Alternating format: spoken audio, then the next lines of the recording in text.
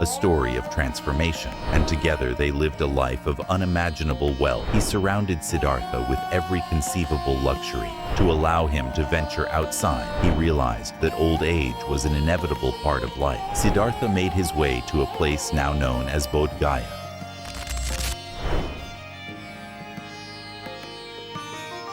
Buddhism, one of the world's most influential spiritual traditions, began with the life of a man named Siddhartha Gautama, who would later become known as the Buddha, or the Awakened One. His teachings have resonated with millions of people over millennia, offering a pathway to peace, wisdom, and enlightenment. But before he became the Buddha, Siddhartha was a prince who lived in the lap of luxury. His journey from a life of privilege to one of deep contemplation and self-discovery has changed the course of history and continues to inspire people across the world. To fully understand the Buddha's teachings, it is essential to explore his life story, a story of transformation, sacrifice, and enlightenment. Siddhartha Gautama was born in Lumbini, a small kingdom located in modern-day Nepal, around the 5th or 6th century BCE. He was born into a noble and wealthy family, the son of King Shuddhodana and Queen Maya, rulers of the Shakya clan. According to legend, the night before Siddhartha's birth, Queen Maya dreamt of a white elephant entering her womb, a symbol interpreted by priests as an omen that her son would grow up to be a great ruler or a spiritual leader. This prophecy both thrilled and troubled King Shuddhodana. He was overjoyed at the possibility of his son becoming a great king, but deeply concerned about the idea that Siddhartha might renounce the throne to become a wandering spiritual leader. To prevent this, King Shuddhodana took extraordinary measures to shield his son from the harsh realities of life. He surrounded Siddhartha with every conceivable luxury, ensuring that he would never witness suffering, sickness, or death. From a young age, Siddhartha lived in lavish palaces, filled with beauty and pleasure. Servants attended to his every need, and he was never allowed to see or experience anything unpleasant. The king hoped that by keeping Siddhartha cocooned in luxury, he would never develop the desire to leave the palace and seek a spiritual path. As Siddhartha grew older, he excelled in every field of royal training. He became proficient in martial arts, horse riding, archery, and swordsmanship.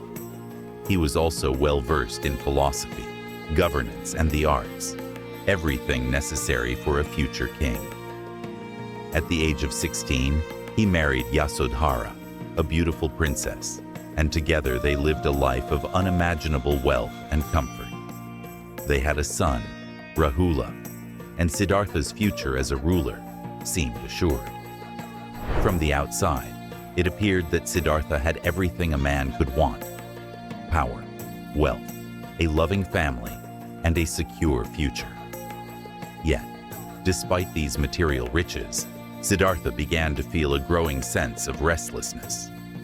Although Siddhartha's life was filled with luxury, he couldn't ignore a persistent feeling that something was missing.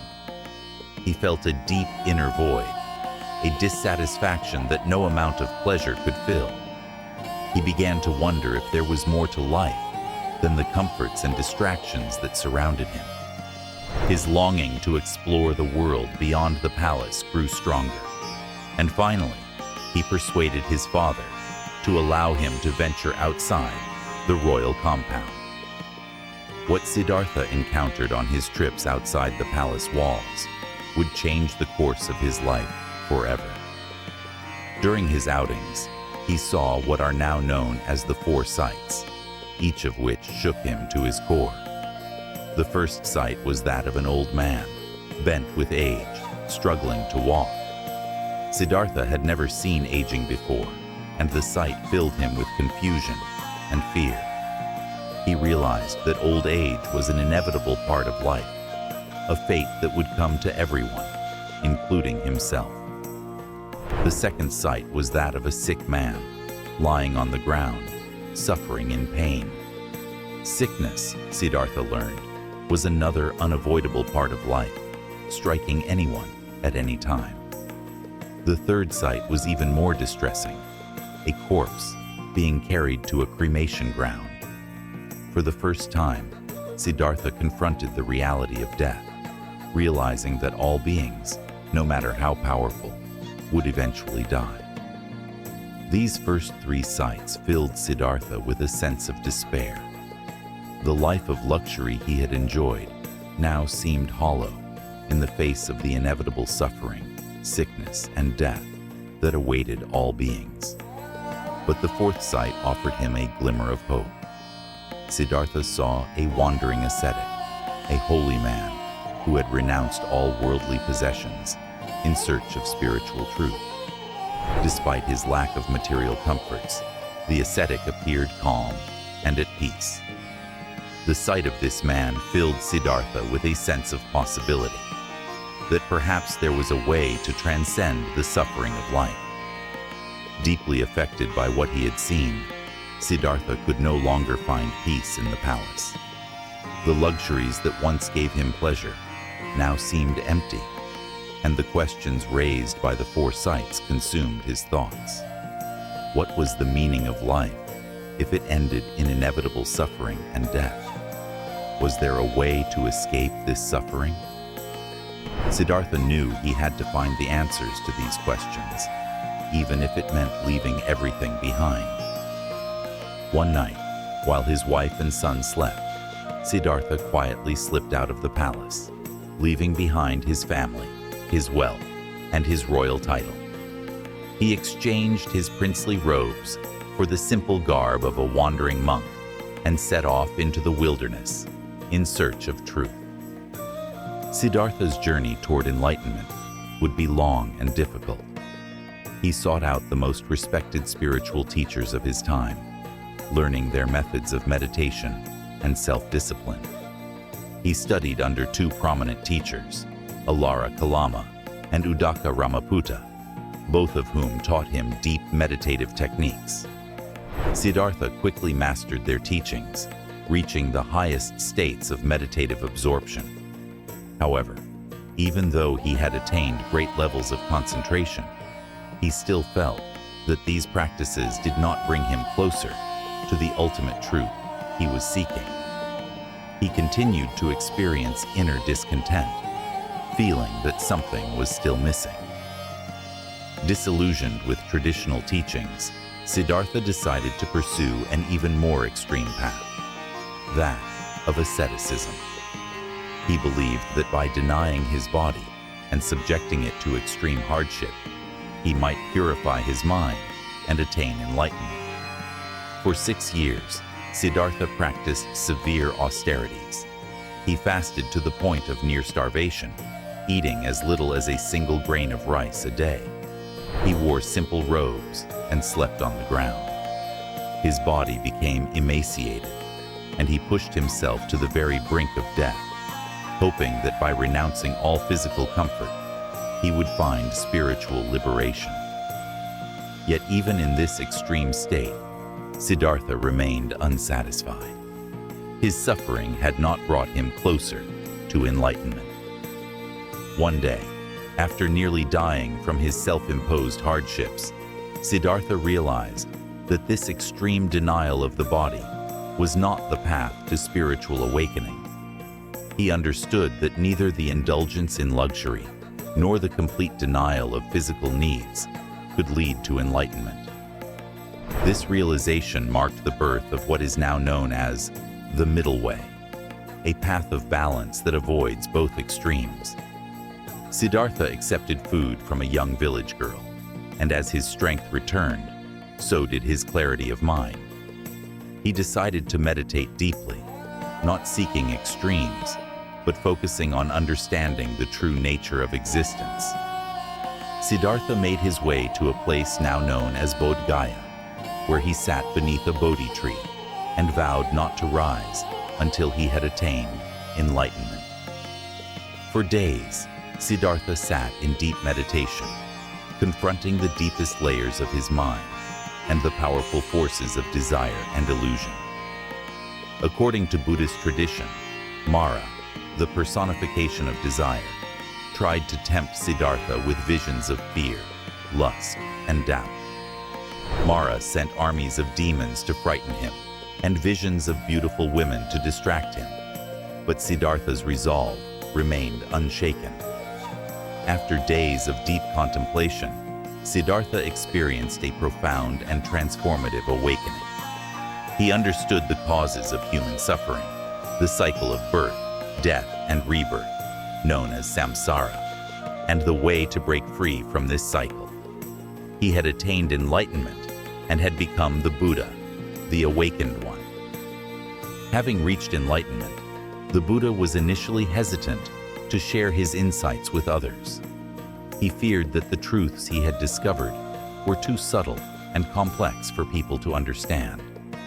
However, out of compassion for all living beings, the Buddha resolved to teach what he had learned. His first sermon took place in the deer park at Sarnath, near Varanasi. In this sermon, the Buddha laid out the foundation of his teachings, which would become known as the Four Noble Truths. The first truth is that suffering, dukkha, is an inescapable part of life. The second truth is that suffering arises from desire and attachment. The third truth is that by overcoming desire, one can end suffering. And the fourth truth is that the path to the cessation of suffering is the Noble Eightfold Path, a guide to ethical and mindful living that leads to enlightenment.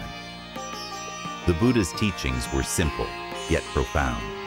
He emphasized that anyone, regardless of their birth or social status, could achieve enlightenment through their own effort and practice. His teachings rejected the rigid caste system that dominated Indian society at the time, offering a path of liberation open to all. His message resonated with people from all walks of life, and soon he gathered a community of followers, including both monks and laypeople. This community, known as the Sangha, became the foundation of the Buddhist tradition. As the Buddha traveled and taught across northern India, his message spread rapidly. Kings, merchants, and commoners alike were drawn to his teachings of compassion, wisdom, and mindfulness. One of the Buddha's most influential early supporters was King Bimbisara of Magadha, who offered patronage to the Buddha and his followers. With the king's support, the Buddha was able to establish monasteries and places of learning where his teachings could be studied and preserved. The Sangha continued to grow, with monks and nuns traveling far and wide to share the Buddha's message with others. The Buddha's teachings spread beyond India's borders, reaching Sri Lanka, Central Asia, and Southeast Asia. As traders and travelers carried the Buddha's message to new lands, Buddhism began to take root in different cultures, adapting to local customs and beliefs. Over the centuries, Buddhism evolved into different schools of thought, each offering unique interpretations of the Buddha's teachings. Yet, despite these differences, all forms of Buddhism remained grounded in the core principles of the Four Noble Truths and the Noble Eightfold Path. As Buddhism spread, it also faced challenges. The Brahmins, the priestly class of ancient India, saw the rise of Buddhism as a threat to their authority. The Buddha's rejection of the caste system and his emphasis on individual spiritual development challenged the established social order. The Brahmins were particularly threatened by the Buddha's insistence that enlightenment was accessible to everyone, regardless of birth. Nonetheless, the Buddha remained steadfast in his teachings, responding to criticism with patience and compassion. Internal challenges also arose within the Sangha. As the community grew, so did the potential for disagreements and misunderstandings. Conflicts arose over the interpretation of the Buddha's teachings and the conduct of the monks. The Buddha spent much of his later life mediating these disputes, always emphasizing the importance of mindfulness, harmony, and adherence to the Dharma. As the Buddha entered his 80s, his health began to decline, though his spiritual strength remained unwavering. In his final year, while traveling in the town of Kushinagar, the Buddha fell seriously ill after consuming food offered by a blacksmith named Kunda. Realizing that his time was near, the Buddha gathered his disciples for one final teaching. He reminded them that all things are impermanent and subject to decay. His last words were a reminder of the transitory nature of life. All conditioned things are subject to decay. Strive on with diligence.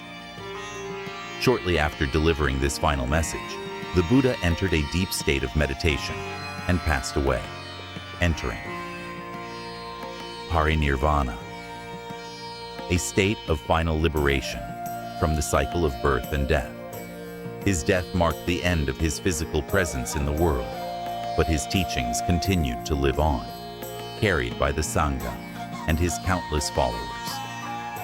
The Buddha's legacy did not end with his death. Over the centuries, his teachings spread across Asia, influencing cultures in Sri Lanka, Central Asia, China, Korea, Japan, Tibet, and beyond. Each region adopted and adapted Buddhism in unique ways, giving rise to various schools of thought, including Theravada, Mahayana, and Vajrayana Buddhism. Despite the differences in practice and interpretation, the core principles of the Buddha's teachings, the Four Noble Truths, and the Noble Eightfold Path, remained central to all forms of Buddhism. One of the most significant figures in the history of Buddhism was Emperor Ashoka, who ruled the Maurya Empire in the 3rd century BCE. After witnessing the devastation caused by his military conquests, Ashoka experienced a profound spiritual transformation and converted to Buddhism. Under Ashoka's rule, Buddhism flourished.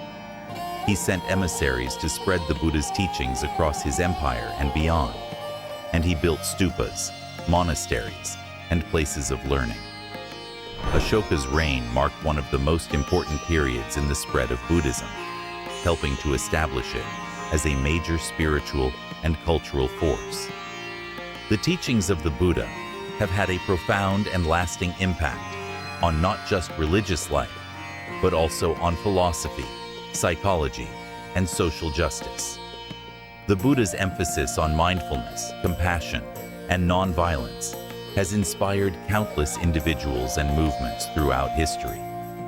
In modern times, mindfulness techniques rooted in Buddhist meditation practices have been adopted by psychologists to help people manage stress and improve mental well-being. The Buddha's teachings on the impermanence of life and the interconnectedness of all beings resonate deeply with contemporary concerns about the environment, human rights, and social justice. Today, more than 2,500 years after his death, the Buddha's message continues to inspire millions of people around the world. From ancient temples in Asia to modern meditation centers in the West, the Buddha's teachings remain as relevant as ever. His life, from a sheltered prince to an enlightened teacher, serves as a timeless example of the power of self-awareness, compassion, and the pursuit of truth. Through his teachings, the Buddha offered humanity a path to liberation from suffering, a path that continues to guide countless individuals on their own journeys toward enlightenment. Thanks for watching. If you enjoyed this, please like, share, and subscribe to History Portal for more historical stories.